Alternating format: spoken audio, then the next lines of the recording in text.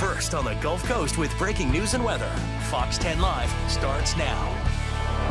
I was looking out the front window and I seen a dumpster fly by. That's when I went for cover. I went to the bedroom, the roof lifted off, the ceiling come down, knocked me down, and I climbed into the closet. And that's where I come out.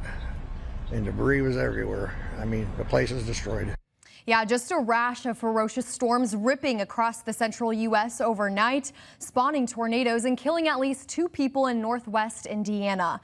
Several people also hospitalized with injuries, officials say. When authorities arrived in Lake Village, Indiana, they were met with destruction and loss of power everywhere. A widespread level 2 of 5 risk of severe thunderstorms is in place Wednesday for more than 55 million people from Texas and Louisiana to Pennsylvania. Damaging winds are the main threat with any storm today.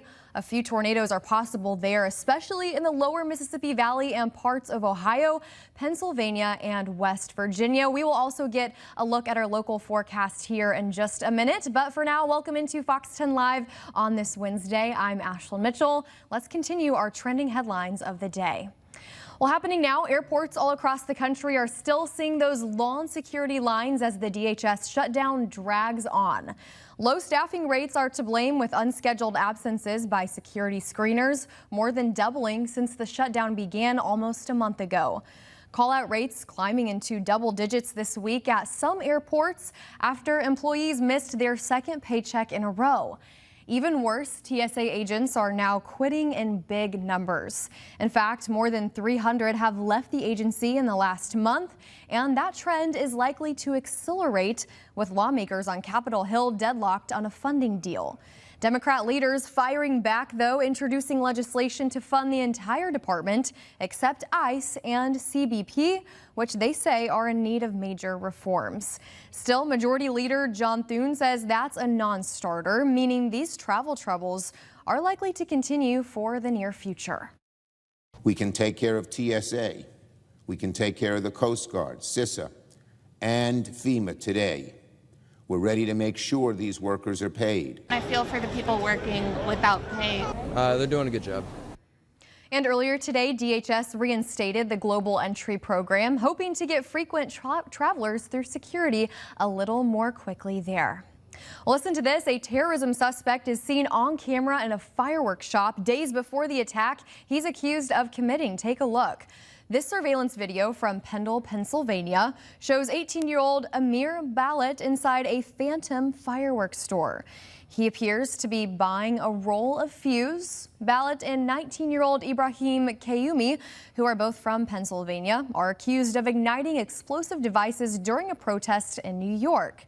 Now, the protest happened Saturday outside Gracie Mansion, the home of New York City's mayor. The devices, though, did not explode. The 2 men were arrested and told police they were inspired by ISIS. In the meantime, Iran is pulling out of the World Cup. The country's participation had been in doubt since the U.S. and Israel launched strikes on the country, killing its supreme leader. Iran's team was scheduled to play 3 group matches in the tournament, which kicks off on June 11th. Iran's sports minister saying on state TV today, quote, "Considering that this corrupt regime has assassinated our leader, under no circumstances can we participate in the World Cup," end quote. The sports minister's comment came just hours after the head of soccer's governing body said he received assurances from President Trump that Iran would be welcome at the tournament despite the war in the Middle East. It's 3:04 now. Let's take a look at some local headlines our crews are following here at Fox 10 News. Here's Fox 10's Steve Alexander. This is Steve Alexander on the assignment desk. Some of the stories we're following today. Natalie Williamson has a significant and unusual story.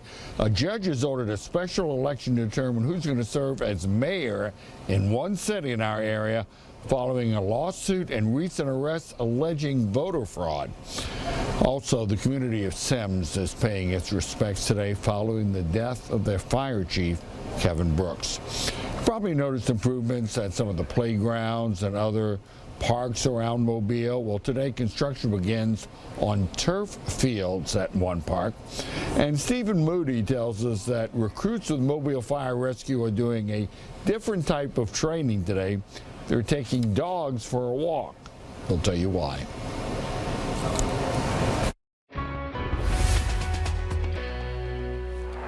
At 3:05, this is a look from downtown Nashville. And why are we looking there? Well, they're getting a line of thunderstorms right now. They have multiple severe thunderstorm warnings just to the south of the city there. You can see it's a gloomier, wetter look there from that camera. This is an earth cam there in Nashville.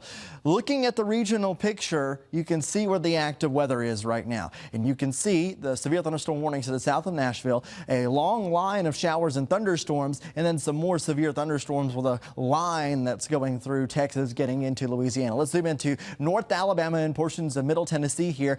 Southern half of Nashville now under a severe thunderstorm warning for that line of thunderstorms. This is a squall line producing some gusty winds. We're going to watch and see if any of this clips the northern part of Alabama, and there could be some development here in North Alabama of some stronger thunderstorms later this afternoon. So something to keep an eye on there. Then you see that. That is a line of strong thunderstorms, some of them severe, producing winds of 58 miles per hour or greater. That is crossing into Louisiana. This is going to be what we deal with later today, or should say tonight, as it tracks all the way across Louisiana, Mississippi, and gets into our Mississippi counties probably around midnight tonight. So looking at our current local situation, we don't have much going on. We do have a couple showers going on across portions of Georgia and Greene counties, maybe a slight shower or just earlier there in Washington County. The severe weather outlook across the country, it's big, and there's a lot of stuff to talk about here. Marginal risk and slight risk for multiple areas. But for us locally, we're focusing in on our slight risk of severe weather, level 2 out of 5 tonight into Thursday morning. And you can see this is valid for the entire area. Here's your squall line timing. So remember that line of thunderstorms that we saw over Texas and moving into Louisiana? When does it get to us? 12 a.m. to 3 a.m. for our western counties, Jackson, George, Greene, northern portion of Mobile County, Washington County, Clark County. Then the middle part of our area, I-65 corridor, 2 a.m. to 5 a.m.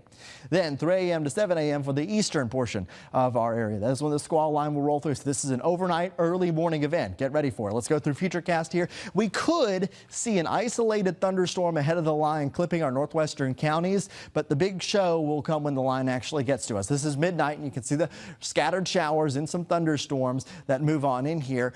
One interesting note about this, the forecast model has been rather consistent in having two sections of the line, a northern one and a coastal one. The northern one's a little bit more ahead of the coastal one. So you can see our inland counties at 1 a.m. dealing with thunderstorms. A couple of the thunderstorms could be strong here, so something to keep in mind. Not every thunderstorm that we see overnight into tomorrow morning will be strong, but some of them will, and they produce some gusty winds. We could see some gusty winds with this line moving along the coast here, at least according to the model right now. This is 3 a.m. passing through, and then 4 a.m. getting into our Florida counties here, and eventually exiting our area. This is 7 a.m. and we're done. So as you start your Thursday, we're going to be wrapping this up, and the rest of your Thursday is mostly sunny and cool, so good news there. Want to remind you to download the Fox 10 Weather app because it's a useful tool for severe weather alerts overnight tonight. Highly recommend you download the app and have those alerts turned on. All right, Nick, as we know, it is spring break for a lot of people, so hopefully they are soaking in the decent warm weather while we have nice today before everything comes our way tomorrow. Yeah, again, another thing with the app, which I think is really important, we mentioned the alerts. You can submit pictures and videos on the app as well, and that is what we need, especially as we enter tomorrow morning. If anything does happen, if we get any damage, we want you to be able to send that in. So do send it on the Fox 10 Weather app. Your photos are so important to us. Great reminder there. For now, we want to take a look at what's going on the past couple of days here. This one coming from Eli Robertson. Eli says they came from Wisconsin for spring break and that he loves it here in Destin, Florida. Enjoy it while you have it. Well, I'm glad you love it here. It is beautiful, isn't it? Our weather right now is really nice, very much a typical spring-like weather for us. I mean, it's as typical as you get. We even get some overnight thunderstorms, which is nice there. So love it, and nice photos there. Yeah, thank you for submitting that one. This next one is from Stacy Cheney, and this is Mystic. What a name. This must be a local dog. Yes, I believe so. A cute little kind of Dachshund kind of, maybe, I don't know. Listen, those Dachshunds have the most personality. Just saying. Don't you have one? No, I have a Chihuahua. Oh, yeah, same thing. I did family did have one, but Okay, gotcha. And your Chihuahua has a personality too, I've heard. yes, yappy little thing. Thank you, Stacy, for sending that one in. Let's take a look at Belle from Kathleen Moore. Oh, my word. That's so cute. That's so Look sweet. at the head on. Okay, but look at her face. She's glaring at the camera. Oh my gosh. All we the love dog your pictures. pet photos. By the way, we also have a cat napping forecast now. So if you have any great pictures of your cats, we want to see them. This next one comes from Sharon Miles. This is Mookie and Sorella, speaking of cats, out enjoying the sun. Look at them. Look at them. I'm assuming Sorella is the darker one there. Maybe? I I don't know. But whichever one that is, that lounging, enjoying. I will also, say, look at the little outfit. they're so cute. We have How so do many you get a great cat? animals. How do you get a cat in an outfit? That's a good question. You do remember how the other day you were talking about, well, you accidentally said cat walking forecast instead of cat napping. Cat walking forecast. I can't imagine cats like being walked either, let alone being dressed up. How do Well, you dress up either a way, cat? we love those pictures. Please submit them. Like Nick was saying, with the severe weather moving in tomorrow, we definitely want to keep an eye on damage in our area for sure. Yes. Nick, if people want to submit, how can they do that? So download the Fox 10 weather app as first priority. When you get the weather app, you can scroll down and there is a submit pics and videos option. You can submit it right there on the app. And here's the thing, when we're in severe weather coverage tomorrow morning, I have a way to pretty much instantly take that photo and put it on air. So we've streamlined this, we worked on behind the scenes to make sure it's able to work. So I really do want you to submit your pictures and videos. Also, there's a comment section when you submit the picture or video, so you can tell us what you're seeing, leave us a note. All that stuff is there. Yeah, great reminders there. We look forward to seeing those pictures. It is 3:11 now on your Wednesday. Thank you for staying with us here on Fox 10 Live, leaving you with a live look into downtown Mobile. We will be right back. Mild stroke after a playground accident. Investigate TV Plus. Today at 3:30 on Fox 10. Committed to you. This is Fox 10 Live. Well, welcome back into Fox 10 Live. Prepare to be amazed, Nick. Haha. A new study shows queen bumblebees can breathe underwater for a week. Wow. It says the ability comes in handy when they're underground for winter and the area floods. Researchers say bees spend the season in a dormant state. The study is out now in the Proceedings of the Royal Society Bee today. If you want to check out the full study there, we were talking about this a little bit on Midday today with Matt, and this is pretty cool. Yes, because you think, where do the bees go? You know, when they're not out and buzzing around. I've and never thought about that, tormenting but some that is people. a good point, Nick. They do go into their little dormant stage, little hibernation Yeah. almost. Can you Really imagine cool. being able to breathe underwater that long, though? Well, also, I wonder if because they're dormant, I don't know. Anyways, it's cool. That is super cool. A tortoise took advantage of some of Georgia's sunny weather. Take a look at this. The largest reptile got out of its enclosure at an area high school and started to wander on Sunday, according to the Hinesville Police Department. So residents of the area spotted the tortoise and called the authorities. Police were eventually able to lift the tortoise and take it back to its home. Officers joked that this escape attempt resulted in an impromptu exercise workout because those tortoises are really, really heavy. I've only seen them at the zoo, but they're massive. That thing is big. That's not your That average is, wait, little turtle. what vehicle is that? Is that, let me see. I The can't. SWAT vehicle. I don't know. I'm trying to give a trunk comparison size. A there. vehicle big enough to withstand. That is a large animal, Yeah. and would be a difficult lift, most likely. Yeah, so funny. Last year was the year of escaped animals, and I'm sure we're going to see more of that again. Listen to this now. Antiquing is all about finding quirky finds, and one New York State conservation officer Made just that after shoppers spotted a live owl napping on an antique store shelf. Oh, the sleepy screech owl was discovered on the shelf of the East Durham store. Cozied up next to another bird of sorts, a chicken-shaped cookie jar. A Department of Conservation officer responded and collected the still snoozing owl and released it into some nearby woods. Ironically, just days earlier, the department had posted on social media challenging followers to try and identify 10 different species of wild birds in the state for a chance to win prizes. Oh, no word though on if this unique antique fine feathered find qualifies. I would say it does. This Can you is imagine? funny. This is I'll really be funny. shopping, you're walking around, and then you're like, You go, wait a minute. You go, who is that? Oh my gosh. I do so much antiquing. I would probably just be like, I love it. Can I take But the see, owl with you never me? know what you're going to see on the shelves, and you see that, and that's pretty unique. Yeah, So that's funny. right. Great story there. All right, let's get to the forecast. So we do have a chance for strong to severe thunderstorms overnight tonight into our Thursday morning. The Storm Prediction Center has placed us in a level 2 out of 5, slight risk. So looking at that number scale, 2 out of 1 to 5, and that gives you some perspective. The official definition of a slight risk is scattered severe storms are possible. And as this line moves through our area early tomorrow morning, we will likely see a couple spots of it producing strong winds, potentially damaging winds, and I cannot rule out an isolated tornado. I want to look at what is called the probabilistic outlook, literally assigning a probability to these severe weather risks. This is the severe wind risk. Severe wind is thunderstorm winds of 58 miles per hour or greater. And the way this is summarized is we're in this red area, 30%.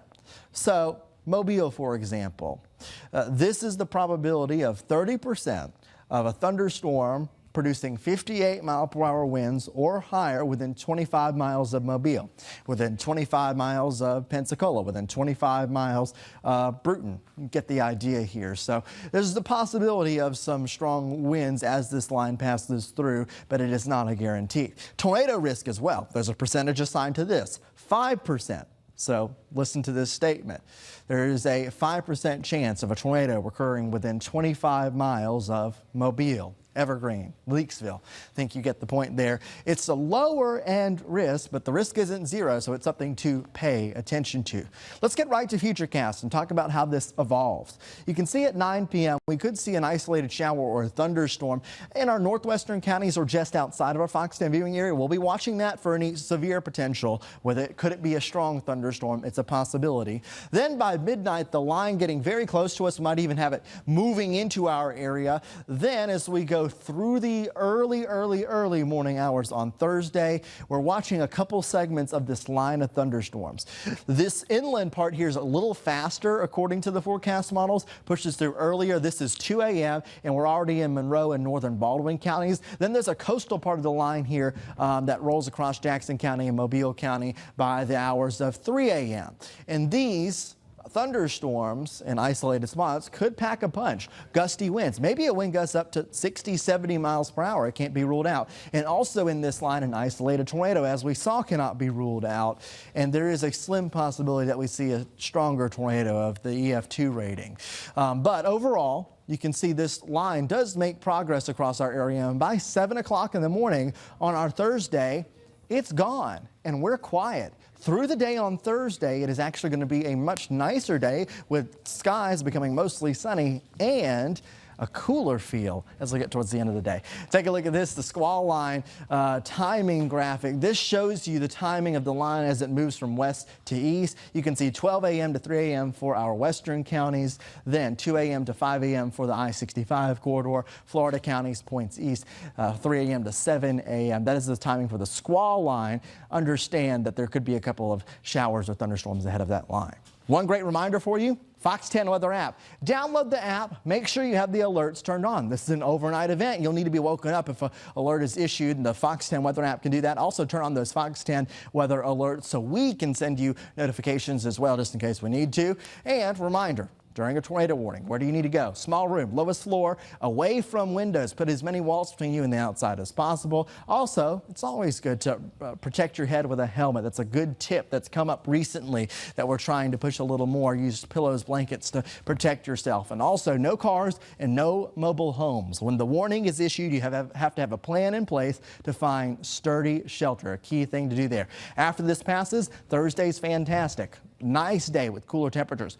A stunning weekend ahead with temperatures in the 70s and low 80s. Another cool shot comes early next week, and you can see those temperatures 60s and 50s for highs. Morning temperatures could fall all the way into the 30s.